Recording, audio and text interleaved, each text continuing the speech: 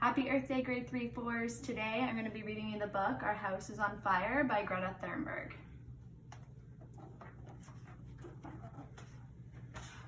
Greta is a quiet girl who led a quiet life in the city of Stockholm. Her dog, Roxy, was her friend. All my life, I've been invisible.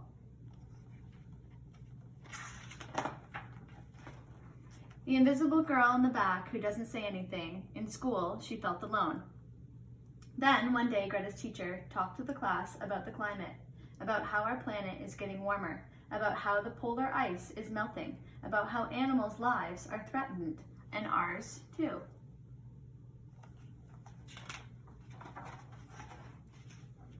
That's when Greta's life changed.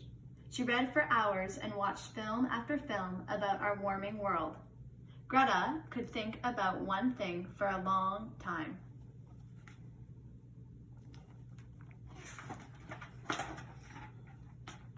She saw ice melting into the sea, disappearing. She saw mighty winds and torrential rains howling across the land. She saw coral reefs deep down in the sea, pale as ghosts, bleached by the warming waters.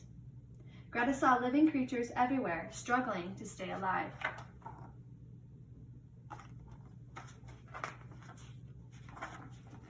Greta saw floodwaters covering houses and people and animals. She saw cities swallowed by rising oceans.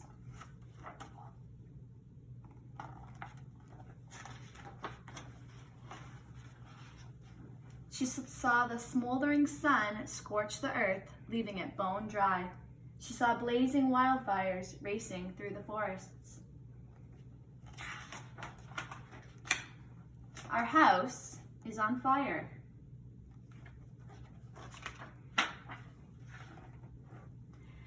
Greta became sad thinking about the climate all the time. She barely ate or spoke. Those pictures were stuck in my mind. The sad days went on for a long time, each day more unhappy than the next. There might not be a world to live in when she grows up. What use is school without a future? What can we do? She wondered.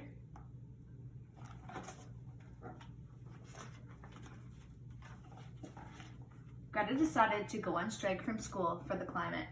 Her parents understood.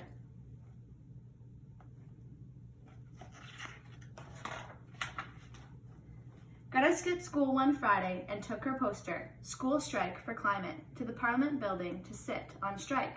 She hoped lawmakers would see her. People walked past, too busy to notice. Greta was invisible there, too. She was at the Parliament building every Friday, even in the rain. The word of her strike began to spread. Little by little, other school strikers joined her. On Fridays, Stockholm schools were a bit empty.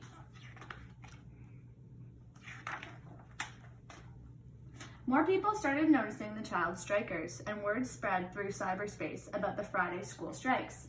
Children started striking everywhere. If grown-ups want to act to save the planet, if grown-ups won't act to save the planet, children will.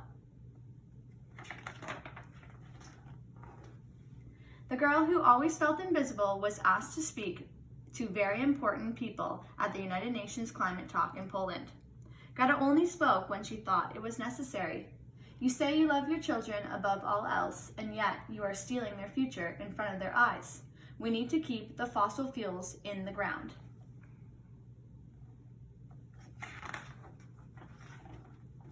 The quiet girl was invited to speak to the important people at the World Economic Forum in Davos, Switzerland. It was necessary to speak. I don't want you to be hopeful. I want you to panic. I want you to feel the fear I feel every day. I want you to act as if the house was on fire, because it is.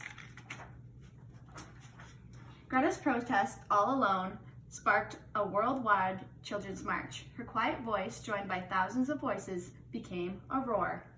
Can you hear us?